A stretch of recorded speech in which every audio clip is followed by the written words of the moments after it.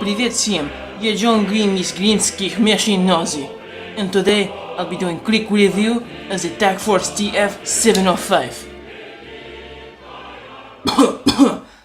Sorry, I don't know what came over me there. Sorry. Lack of sleep, I think. Right, let me start that over. Hey guys, it's John Grimm of Grimm Swords and Knives, and today I'm going to be doing a quick review of the Tac Force TF-705. And the reason it's going to be a quick review is because there's not much I have to say on the knife. Starting off, you're looking at aluminum handle scales, tip down only, right side only, pocket clip. This knife is made for EMTs or first responders. That's why it says firefighter on the blade. Yep. And so, since it's made for first responders and emergency situations, it comes with a glass breaker at the end of the knife, which I think could also double as a flathead screwdriver. It comes with a bottle opener because nothing says an emergency like needing a beer, and a half-serrated blade for cutting through branches or rope or what have you. This knife is a spring-assisted flipper, which means that underneath this specific handle scale, in between the liner and the scale, there is a spring that helps the blade fly open when you deploy it. Nothing fancy. For a lot of people, that's sort of an issue, especially in the snobbier of the knife community.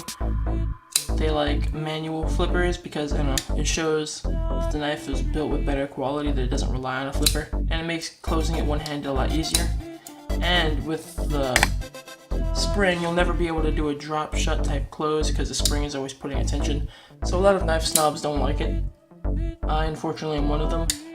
I don't like spring assisted knives, but whatever. The action on this knife is pretty good with the spring. And for the price, it kind of makes sense. I can't help but feel like without the spring, it would be a terrible flipper. Seeing how the detent that this knife runs on. Let's see if I can show that with some more light. Let me see. Oh, sorry, my light is dying. Let's see. Focus. I don't know how well you can see it. That's probably because it's partially non-existent. I'll try and put in an aftermarket point showing exactly where it's located. But the point is that I'm trying to make is that the detent on this knife is pretty crappy. I think they just kind of soldered a little dot on it, and it's even painted over. So it's yeah. The detent on this knife is not good. Meaning that if you were going to try and flip this manually, if you were to remove the spring, it would have like no action. It would just kind of bloop, maybe bloop. It would be bad. The only thing holding it in is actually the spring. The spring is doing all the work. The spring doubles as the detent on this knife, which is meh. You're probably wondering, ooh, that sounds like a lot of bad on this knife. The reason for that is that this is an $8 knife on Amazon. With a budget price, you get budget quality, which is represented here. That's okay though, because 9 times out of 10 you don't need an insanely great quality knife for whatever task the common man has. Oh, you need to cut through cardboard? This will do just fine. You have to sharpen it more often than you'd like, but yeah, it'll do just fine. And it's $8, and with the spring assist, it flips nicely. Can't deny. Maintenance on this knife is possible. I've done it. I've actually taken the knife apart and cleaned and re-lubricated all the parts, which is another reason why the action on this knife is so just flawless. Not easy though. Not easy. It has a free spinning pivot. There's a spring to worry about. I don't like working on spring-assisted knives. It adds an extra level of difficulty. And the screws are all soft, which means they can easily be stripped, so you have to be very careful when you're disassembling and especially reassembling the knife. The hardest part in any disassembly is reassembly of the knife. But this is a bit of a ramble. This isn't about the knife. Let's talk about specs. Alright, so full blade length from where the bevel begins to where the tip is 3¼ inches. show that off a bit. 3¼ inches. From where the serrated portion ends and where the actual blade begins, you're looking at about 2 15/16, which is tiny. But it makes up for it with the serrated edge.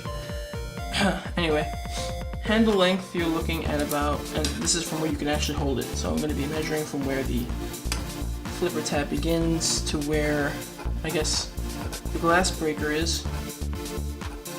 Looking at about 4 1/8 or 4 2/16. I don't know how well that can be seen on camera.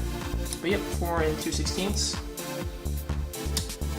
Sorry about that. Overall length from where the glass breaker begins to where the tip ends. Looking at, I believe, 8 1/16. Alright, so that does it for dimensions. What else is there to talk about? It's running on Teflon washers. Based on my previous video, you should know how I feel about Teflon washers. I don't like them. Oh, sorry. I can't even believe I forgot it till now. The steel is 440 stainless steel. I think I was purposely trying to forget. So yeah, the main construction of this blade is 440 stainless steel with aluminum handle scales. It runs on Teflon washers. It's a flipper knife with a spring assist, half-serrated blade, black coating.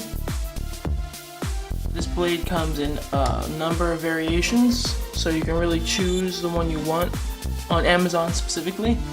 If this knife interests you for any sort of reason, like if you just like the way it looks, or if you want a good backup knife or a great emergency knife, then there will be a link in the description where you can just go and check it out on Amazon. Yeah, that's all I have to say on the knife, guys.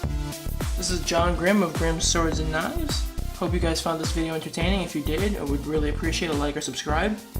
And that I hope this video made your day a little bit less grim. Bye now.